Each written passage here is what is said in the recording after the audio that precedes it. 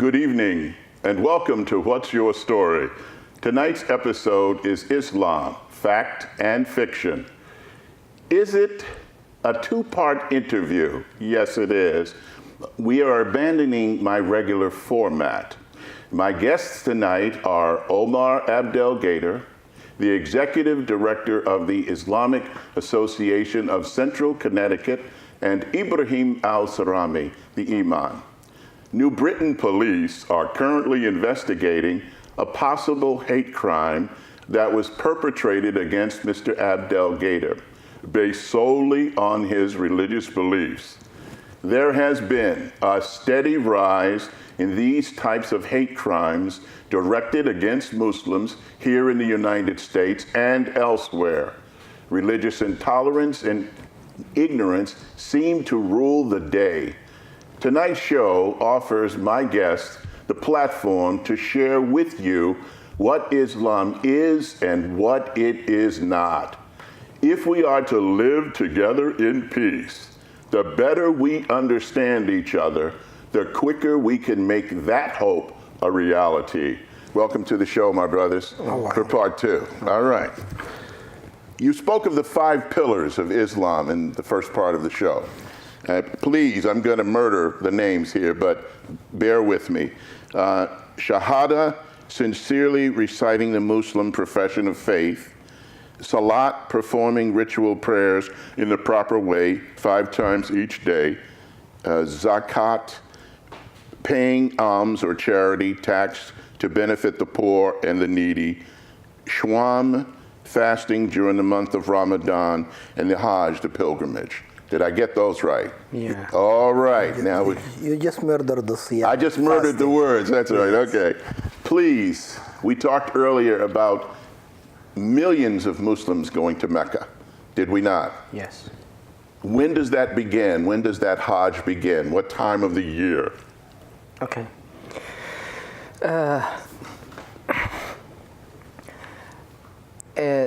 The act of worship that Muslim practice all over the world, it is actually, we practice them based on the moon side. I mean, the cycles of the moon. Yeah, exactly. Okay, so gotcha. we follow the lunar calendar. Moon. Okay, yes. So in Islamic calendar, the last month of the calendar is called Dhul Hijjah, which is this. It's going to be. I think it will begin this coming Wednesday. In this month, Muslims practice the last pillar of the faith, which is the pilgrimage. So, if the Muslim practice, there's, as we mentioned earlier, I think we had discussed that before. Yes, we did. That we have 5 pillars of Islam. Yes. And those actions has different meaning. I mean, and different kind of performance. Some of them we practice them on daily basis. Another, we practice them on annually basis. I mean, every year. Okay. Other than that, we for the pilgrimage, we practice pilgrimage once in our life. So, if the Muslim has the ability financially and physically, so he has to perform this action. He has to visit the holy places, which is in Mecca. Yes, yes. And to follow specific rules and rituals. Yes. He has to do that over there. First of all, if we want to understand like the rules of Hajj, so I mean, let me try to be more focused. First, regarding the time, it is in the last month of the Islamic calendar, and before that, mainly the people who intended to visit that place, they prepare themselves by by submitting their application to the embassy to have the visa. Yes. And then normally, usually the Muslims getting together in that place from a month ahead. So maybe right now you can say the half amount of the people they already have been, and they're already there, and some people they still traveling. So by the eighth day of this month, which is next Wednesday. Yeah, not this Wednesday. The 8th day of September. Not September, of Dhul Hijjah. Dhul Hijjah is going to be your month. Okay. Our month. That means it's going to be most likely the 29th of August. Okay. August 29th. Okay. On that day, Muslims began the rituals of Hajj by taking off by their clothes. We believe that there is a wisdom, there is a meaning beyond that. When we take off our clothes and we put on only 2 pieces of cloth, it is such a kind of announcement. We are human beings. As we came to this world with nothing, one day we will leave this world with nothing. This is the meaning of this ritual specifically. Okay, yeah. So the people, they put their clothes, and then they started setting, their intention by announcing that, oh God, we are going to begin the rituals of pilgrimage. Okay. So they headed to a certain place. It's called Muna. It's around, if I'm not wrong, I think it's about 7 kilometers from the Kaaba, the Kaaba. So people left the Kaaba, and then they headed to that area, and then they have to spend one night, which is the night I told you. I think it's going to be on September 29th. They spend all the day, that day over there, getting together. Practice remembrance of God, spiritually. They try to submit, making supplication to their God. Sure.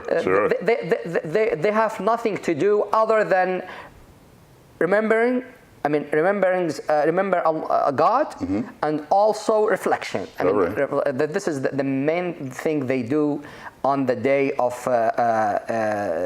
Muna, the 8th day of Dhul Hijjah, which will match with, I think, 28th of August 28th. In conversations with other people that I know, I'm sure you've heard of Minister Louis Farrakhan of the Nation of Islam here in the United States. Have you heard of him? I'm often asked how his brand of Islam is different than other brands of Islam. Would you care to respond to that? Is the Nation of Islam something you embrace? Does it embrace you? Please give our viewing audience an idea about that. They are our brothers and sisters in Islam. To enter Islam, you will enter Islam by saying the Shahada. And let me say it to the people on TV.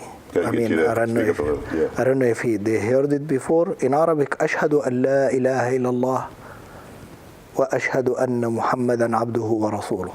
I testify that there is no God but only one. But only one God, okay. Which is Allah. And I believe Muhammad sallallahu alayhi wasallam is his last messenger. Okay. But before I get into details about Nation of Islam, I'd love to add on the pilgrimage. Usually when I speak or when they ask me, my fella, human being or other faces, and I usually try to draw the person attention to the closeness. I remind them of Abraham's story. The Hajj itself, the pilgrimage, start with Ibrahim's story. Ibrahim used to have a wife named Hajar. He left Hajar in Mecca where there is no water, And by the way, this is a genuine part of Hajj. There is two mountains there. One they call Safa, and the other one called Marwa. And as a Hajj, as a person who came to perform the pilgrimage, we imitate our Mom Hajar, which is people now they're talking people from other faiths. They're talking about the interfaith. As a Muslim, we practice the interfaith 1400 years ago. We're not talking about it now. The story of Hajar when she had her son, they call him in the Bible Ishmael. We call him Ismail. Yes, Ishmael, yeah. The famous story of when Abraham she got thrown out, she had to bore the baby for Abraham. and she has to run between those two mountains till an angel came down, absolutely. which is we call Jibreel, Absolutely. and hit the floor, and the water came out. We do imitate, and we practice this as a remembrance of the story. Okay. That's how. That's why I said Islam is the story of the other religion with a little bit of perfection at the end. Absolutely. Yes, it's a part of the other religions. Yes. Yes. And now I need to come back to Nation of Islam. Yes. The question, if you need to be reminded, is, does the Nation of Islam embrace you? Do you embrace the Nation of Islam as it is led by Minister Farrakhan? One difference between us and our Nation of Islam. And what is that difference? We spoke now about foot to foot, shoulder to shoulder, black, white, rich, poor. Right. Islam is forbidden me as a Muslim. There is no way for me to think about the hereafter if I embrace those differences in my heart. As Omar Abdul Qadir, the one who lives in the United States, on when we talk about national Islam, when they talk about when they talk about color differences, I know it from the bottom of my heart. The whole message of Islam is against this. Islam is about accepting. Islam it came to destroy the social differences between people. Islam is, I don't care what's your color in Islam. I don't care what's your social status in Islam. What's elevate your status in Allah's eyes, and what will grant you heaven in the day after, it's your good deed and what's in your heart, not your skin color. That's the only difference. I got you. Yeah. Between me and Nation of Islam. Other than that, I haven't got deep into what they practice. Yes. But as far as they say in the Shahada, Ashhadu an la ilaha illallah wa ashhadu anna Muhammadur Rasulullah, we could sit down as brothers. Yes. And settle the differences between us. Absolutely. Now, here's another question. Americans have seen the grisly pictures of people being beheaded in the name of Allah. Please talk to my viewing audience about that. When you see that, what happens to you? What do you think? Is that a part of justified in any sense by the Islam that you practice? You want to go, Imam? Okay. Actually, this terminology specifically, this word, which is you mean terrorism, right? Yes. That's what you mean. Yes. Actually, there is flexibility beyond this expression. Everyone try to give the understanding based on his, faith and his view and his perspectives. Sure. What makes us to to feel sad actually that there is. I mean, we see that Muslims are targeted with this expression. So what we see nowadays, tourism always label for Muslims, which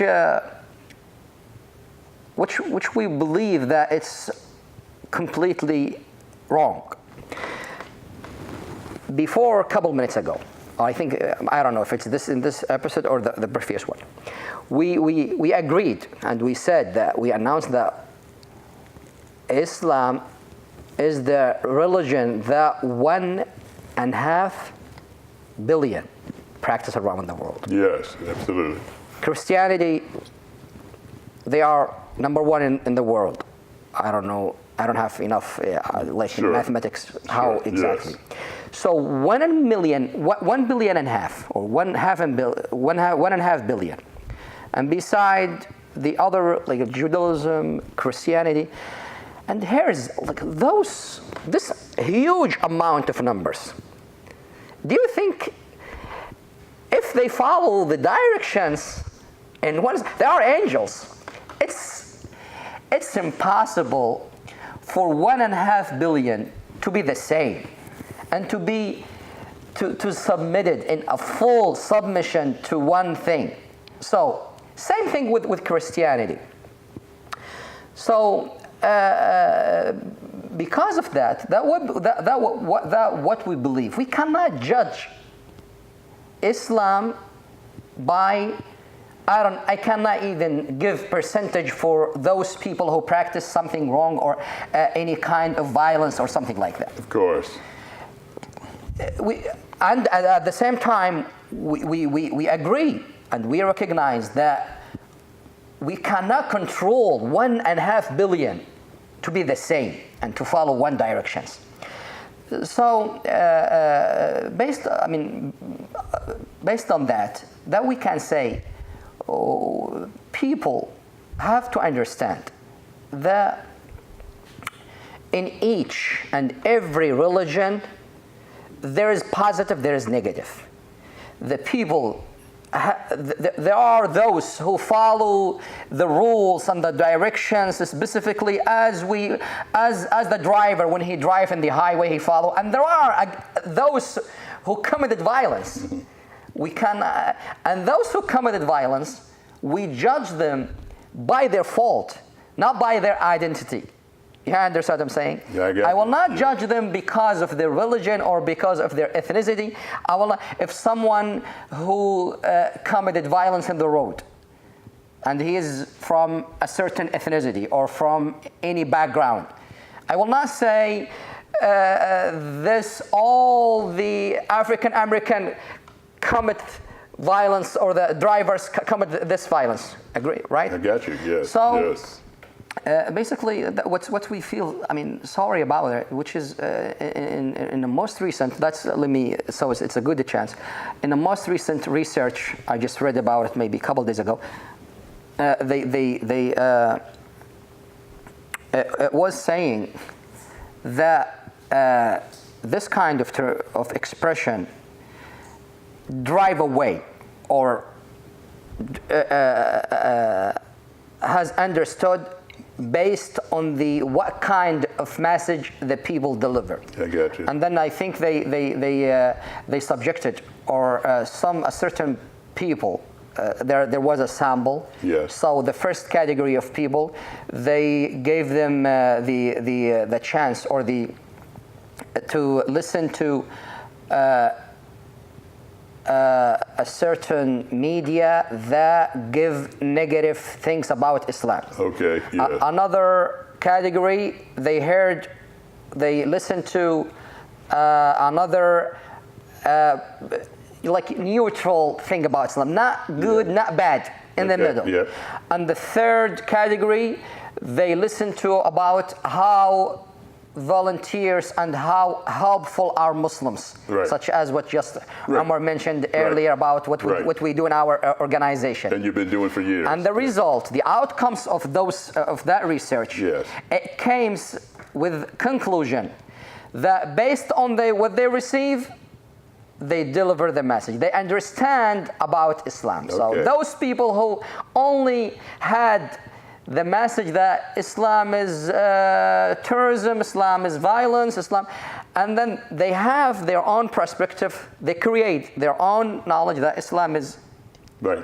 They create their own negative understanding about Islam. Okay. And those people who listen or receive the message about neutrally, Islam, and so the outcomes based on the media. So I believe that terrorism and Islam is completely, there is, what we say is different. Right. Islam is peace. Right. Islam is tolerance. Yes. Islam is, like what we say, Islam recognize others and give every individual religion their respect, the amount of respect and dignity, and that they deserve as human beings. We do not carry any kind of hate or to others. That's a good segue, Iman, because we're running out of time, but I wanted you to talk briefly, Omar, about the hate crime that happened to you in New Britain. There was a shirt left hanging outside of your home? It's a shirt hanging outside my home, but I don't know if you allow me to add something or. Please, what do we yeah, have? but we're getting close to with time. Okay. Yeah. If you give me briefly about, because to be honest with you, when we talk about Islam and terrorists, Yes. it hits home. Yes. To me. Okay. In why it hits home to me? I show up in United States myself personally as Omar Abdul Qadir, the Muslim Sudanese, Okay. to save somebody's life. I came into United States in a visa to donate a kidney Okay. to my wife now. In my religion, Yes. there is a verse says whoever saves one human life, Right. it's as he saved the whole humanity. Okay. All right. So if there is a religion, there is a verse in Quran, which is the highest book, Okay. the highest constitution. Okay, I got to wrap. Okay, thank you though. You're welcome. I thank you guys for being here. That's all the time we have for tonight's show. My thanks to my guests Omar and Ibrahim, and thank you for tuning in. Our stories are as different as each snowflake and are as beautiful and numerous as the stars. Everybody has a story. What's yours? Until next time, good night.